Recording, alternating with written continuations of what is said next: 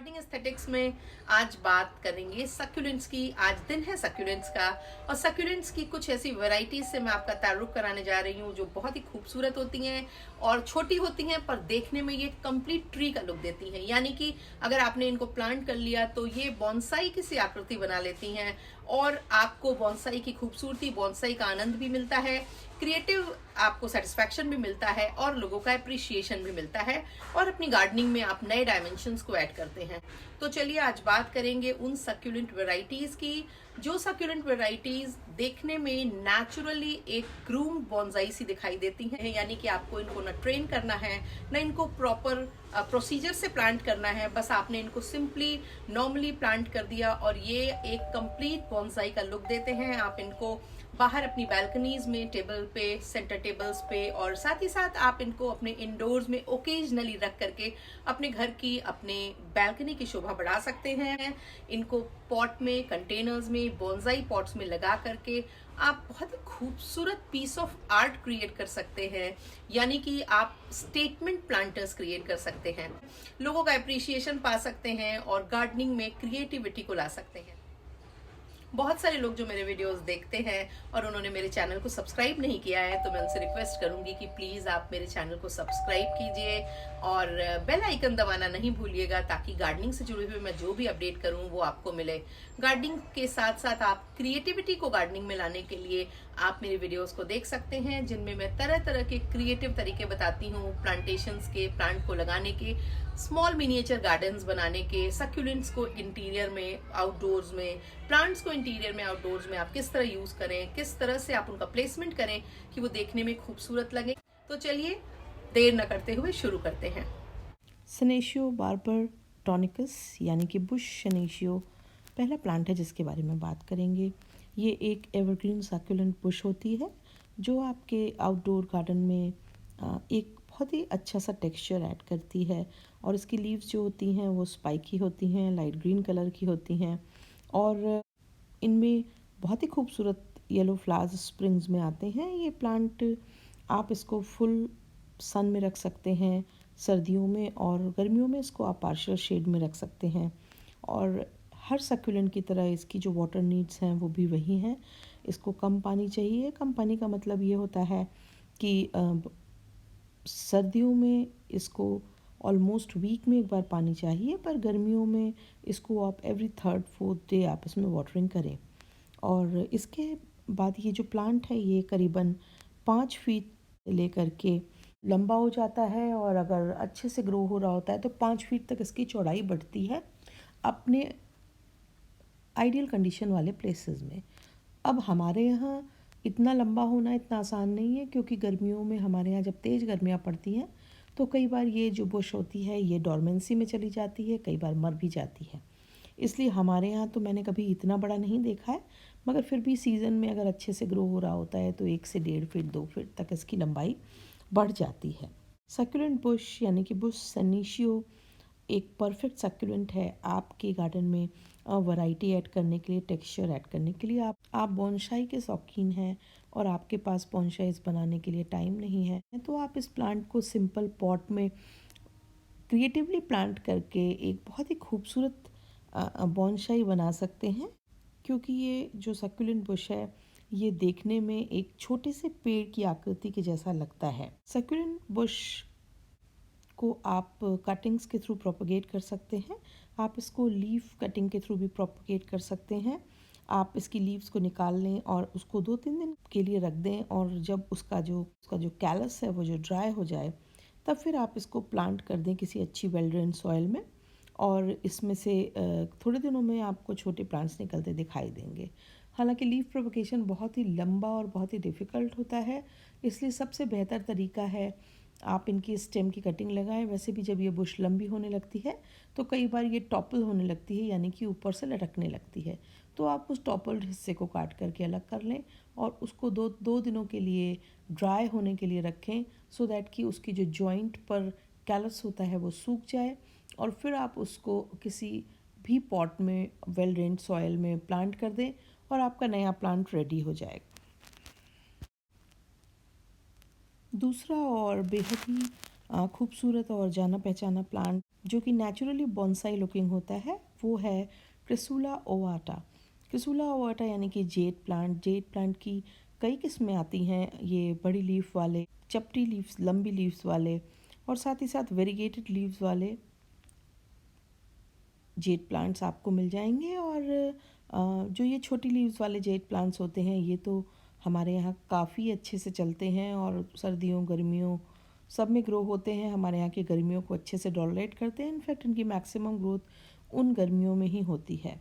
इनका जो variegated version है वो थोड़ा स्लो ग्रोइंग होता है, वो भी आपको काफ़ी जगह दिख जाएगा, पर थोड़ा सा स्लो ग्रोइंग भी होता है और वो पानी को लेकर काफ़ी सेंसिटिव होता है। इसलिए आपने अगर वेरीगेटेड वर्जन लगाया हो तो पानी को लेकर के काफ़ी केयरफुल रहें। और साथ ही इनका ये जो चौड़ी लीफ वाला सुला ओवाटा होता है, ये सर्दियों में बहुत अच्छे से ग्रो होता है, पर हमारे यहाँ की गर्मियों में अक्सर ये खराब हो जाता है, मर जाता है, और अगर रहता भी है तो थोड़ा डॉर्मेंट रहता है, उतना अच्छा और उतना हेल्दी नहीं दिखाई देता है। पर ये जो प्लांट है, ये नेचुरली इसकी जो ग्रोथ होती है वो एकदम एक नेचुरल बॉन्साई की सी होती है। इसकी छोटे पेड़ की आकृति बहुत ही खूबसूरत लगती है, और अगर आप इस तरह से इसको किसी पॉट में खूबसूरती के साथ लगाएं तो ये एक नेचुरल बॉन्साई का लुक देता है, जो देखने में बहुत ही अच्छा लगता है। आप इनको इनफैक्ट 2-3 दिनों के लिए अपने इंडोर्स में भी रख सकते हैं, एज अ शो पीस रख सकते हैं, पर ज़्यादा दिन तक इनको अंदर नहीं रखना है, क्योंकि अंदर रखने से इनकी लीफ शेड होने लगती हैं और फिर ये ख़राब होने लगते हैं।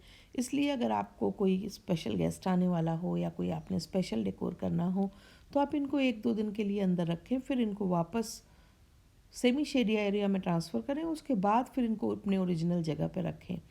इस प्लांट को भी सर्दियों के दिनों में तो खूब अच्छी और बढ़िया धूप चाहिए होती है, पर गर्मियों के दिनों में ये प्लांट बहुत ज़्यादा धूप नहीं बर्दाश्त कर सकता है। खासकर मई जून में हमारे यहाँ की जो धूप है वो उसको बर्दाश्त नहीं होती है, और बहुत बार ये मर जाता है।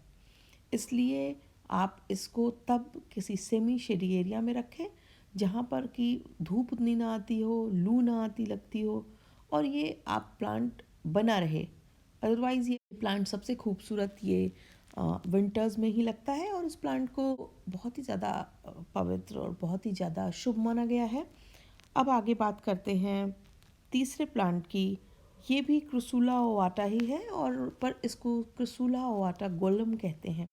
इस प्लांट की ट्यूब लाइक जो लीव्स होती हैं, ये इसकी खूबसूरती बढ़ाती हैं कि लीव्स अपने टिप पर नीचे जॉइंट पर सक्रिय होती हैं, ऊपर थोड़ी चौड़ी होती हैं, और इनकी जो कॉर्नर या एजेस होती हैं वो रेड होती हैं, जो अगर सर्दियों में सन से आप जितना ज़्यादा इनको एक्सपोज करेंगे, उतनी ज़्यादा इसकी जो लीव्स हैं वो रेड होती जाएंगी। बेहद खूबसूरत प्लांट होता है, देखने में बहुत ज़्यादा आकर्षक लगता है। छोटे से पेड़ की आकृति होती है, तो अगर आप उसको इस तरह से लगाएं, एक नेचुरल बोनसाई बन के तैयार हो जाता है और देखने में अच्छा लगता है। तीनों ही प्लांट्स को जो सॉयल चाहिए वो वेल ड्रेन पॉटिंग सॉयल चाहिए। एक सक्यूलेंट सॉयल इनके लिए माफिक रहेगी, और सक्यूलेंट सॉयल बनाने के तरीके मैं अपने कई वीडियोस में बता चुकी हूँ। आपको ऊपर जस्ट जो लिंक आ रहा होगा, उसको जब आप क्लिक करेंगे तो आपको सक्यूलेंट सॉयल कैसे बनाई जाए इसके बारे में पूरी जानकारी मिल जाएगी उस वीडियो से। और साथ ही साथ वो वीडियो आपको सारे ही सक्यूलेंट की केयर करने में, उनको गर्मियों में मरने से बचाने में हेल्प करने में सहायक होगा, तो आप उस वीडियो को ज़रूर देखें। अगला प्लांट है कैलनकोई की एक वैरायटी है, जिसको कैलनकोई क्रिसमस ट्री प्लांट कहते हैं। ये बहुत ही खूबसूरत प्लांट होता है, और इसकी जो आकृति होती है वो क्रिसमस ट्री की जैसी होती है। उसकी जो लीव्स होती हैं वो बड़ी क्रिसमस ट्री के जैसी दिखाई देती हैं, पर होता ये कैलनकोई है। इसको भी अगर आप बहुत ही क्रिएटिवली लगाते हैं तो ये बहुत खूबसूरत लगेगा। इसको आप तरह तरह से क्रिएटिव ढंग से लगा सकते हैं। देखने में ये एक छोटे से पेड़ की आकृति सा दिखाई देता है, बहुत ही ईजी टू ग्रो होता है। बस आपको इसमें भी पानी को लेके ध्यान रखना है, और तेज़ धूप को ये सर्दियों में आराम से बर्दाश्त कर लेता है। गर्मियों में थोड़ी सी हमको इसको कम धूप देनी है रेगुलर से। इनफैक्ट आप इसको साउथ डायरेक्शन में अगर रख रहे हैं तो किसी कवर्ड जगह पे रखें, और अगर आप साउथ डायरेक्शन में नहीं रखते हैं, इसको ईस्ट में, वेस्ट में या फिर नॉर्थ में रखते हैं, तो इस प्लांट की अच्छी ग्रोथ होती रहेगी। इसको भी आप लगा करके अपना एक नेचुरल बॉन्साई अरेंजमेंट तैयार कर सकते हैं, जो देखने में बहुत ही खूबसूरत और आकर्षक लगेगा। ओरेस्टो चीज़ जापानिका एक ऐसा सक्यूलेंट है, उसकी जो आकृति है वो एक पाइन ट्री के जैसी लगती है, इसलिए इसको पाइन ट्री सक्यूलेंट भी कहा जाता है। ये जापान में, कोरिया में ड्राई और रॉकी सरफेस वाले एरियाज़ में पाया जाता है। इस प्लांट में बहुत सारे छोटे छोटे रोजेट्स के क्लस्टर्स बन जाते हैं और जिनमें आगे चल के वाइट कलर के फ्लावर्स होते हैं, और फ्लावरिंग के बाद ये प्लांट फिर मदर प्लांट जो होता है वो डिजेनरेट हो जाता है। इसलिए जब भी आप इसको लगाएं तो टाइम टू टाइम इससे नए प्लांट प्रोपगेट करते रहें, सो दैट कि इसके नए प्लांट आपके कलेक्शन में बने रहेंगे।